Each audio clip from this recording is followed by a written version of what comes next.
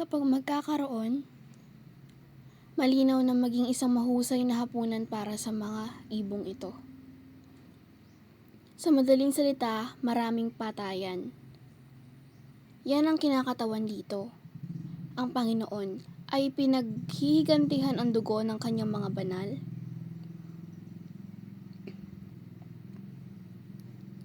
Ngayon kung titingnan natin ng kaunti pa, at ang araw at ang buwan, sa oras na ito ang eclipse, mapapansin mo na sila ay nasa isang makabuluhang lokasyon. Nandun sila sa bandang ng mga isda. Nakahiga yan sa ecliptic. Ang isa ay nakahiga, ang isa ay napatayo. Kumakatawan sa mga buhay at mga patay sa gitna ng mga tao ng Diyos. Ang mga isda na nahuli. At narito ang kometa. Ang mga anghel na iyon ay nakatayo sa araw at may palayaw pala ito. Sino makakapagsabi sa akin ng palayaw? May dalawang palayaw na ngayon. Ito ay tinatawag itong devil comet dahil meron itong dalawang emisyon na parang sungay ng diablo.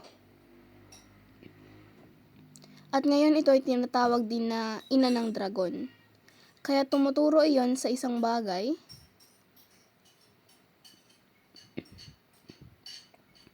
taliwas sa kinakatawan ng kordero. Nasa likuran natin si Kristo at mayroon kaming diablo sa kinakatawan sa kometa. At pagkatapos ay mayroon tayong solar eclipse na ito, itinuturo niya ang namatay sa Panginoon. Ang mga nagbuwis ng kanilang buhay, ipinapahiwatig ang digmaan ito sa kordero. Kapag siya ay naghihiganti para sa dugo ng mga banal, at ang mga propeta at lahat ng mga martir na namatay sa mga edad. Kaya ito ay isang napakalagang tanda. Tumututok sa isang oras ng paghihiganti at alam natin ang oras na iyon. Ito ang oras na kinakatawan sa karagdagang taon na ito. At sa parehong oras, may kalaban din tayo na nakikipagdigma. At nakikita natin iyon, tulad ng nakikita natin noong nakaraang linggo, ang landas na kometa tumatawid sa 6 o'clock line ng pendulum. 3 beses na itinuro ang halimaw. Ang bilang ng halimaw gaya na nakasulat sa Biblia, at iko-connecta namin iyon sa World Health Organization. Logo mula sa spiral, 2 beses pumunta, at pagkatapos ay may maliit na buntot. At narito ngayon, kaming 1 beses, 2 beses at isang maliit na buntot, ngunit may mga petsang nag-uugnay sa mga tawiran na iyon. Ang unang ika-20 ng Pebrero, nakapasa sa ang ikalawang Mayo ng 28, kaunti sa hinaharap.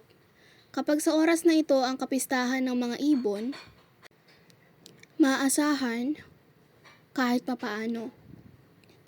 Ang taon ng kapistahan na iyon simula, hindi para sabihin na dapat mangyari lahat ng date na iyon at pagkatapos ay ang ikatlong pagtawid ay mamaya sa 2025. Makalipas ang halos 1 taon, makalipas ang 372 araw gaya ng napag-usapan, kawili-wiling bagay tungkol dito ay nag-uugnay sa World Health Organization at iyon ang hindi ko nabanggit noong nakaraang linggo. At kaya gusto ko mabanggit iyon ngayon, noong ika-20 ng Pebrero, ito ay isang malaking araw para sa Digital Health Initiative,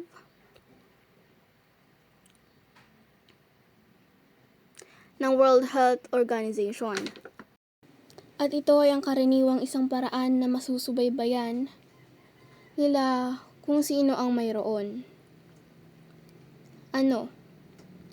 Ang regulated injection concoction ng gobyerno. o kung ano man ang mayroon sila para sa iyo. Kung makukuha nila itong digital, pagkatapos ay mayroon silang higit na kontrol at kakayahang sumubaybay at ihiwalay ang populasyon. Ang mga sumusunod at ang mga hindi.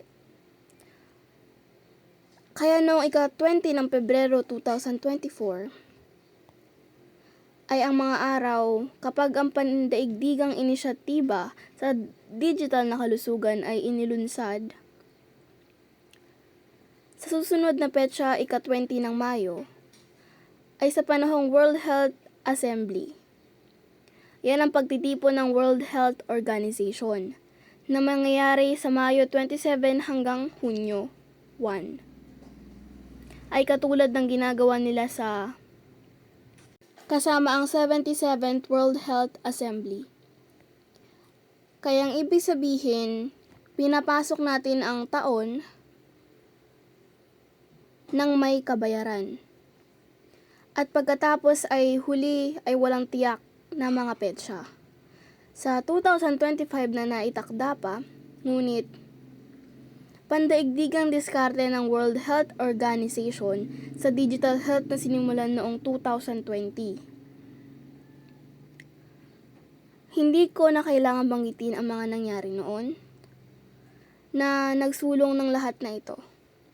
Ngunit matapos ito sa 2025, kaya ang tatlong petsa na ito ay direkta o hindi direkta, konektado sa Digital Health Initiative na ito ng Organisasyong Pangkalusugan sa Mundo. Ito ay kumakatawan sa mahalagang kinokontrol ng ahas ang buong mundo. Sa paglalason sa buong mundo, na tumutugma sa ikatlong pahayag.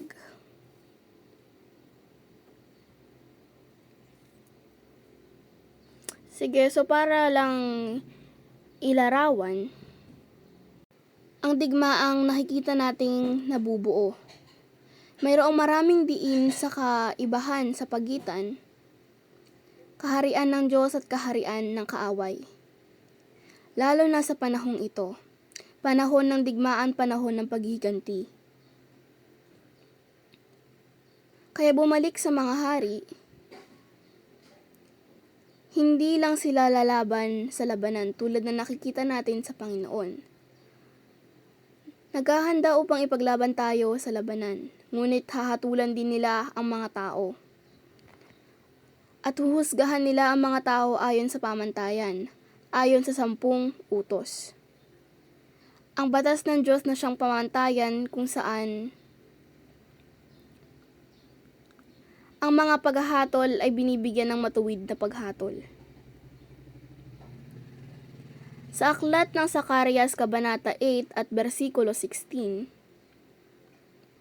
ang Panginoon ay pagbibigay ng payo sa pamamagitan ng propeta. At sinasabi niya dito, ang mga bagay na gagawin mo, sabihin ninyo sa bawat tao ang katotohanan sa kanyang kapwa.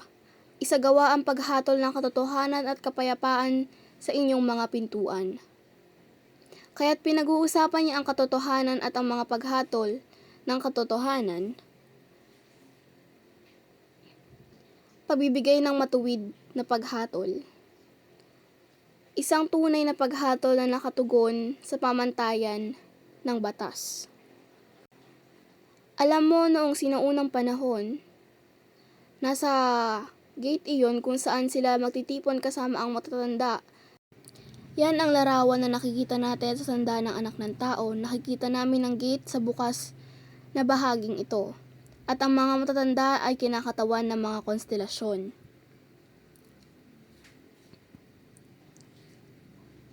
Ng Horogolan at Orion. Tingnan natin ang mga pari. Dahil nagtuturo sila ng batas, at sa Juan Kabanata 7, ito ay nagsasalita tungkol kay Jesus, tungkol sa gitna ng kapistahan. Umakyat si Jesus sa templo at nagsalita. Kaya pumunta siya sa templo. Kinakatawan dito sa tanda ng anak ng tao at tinuturuan niya ang mga tao tulad ng pari. Magtuturo sila sa templo. Ituturo nila ang batas ng Diyos.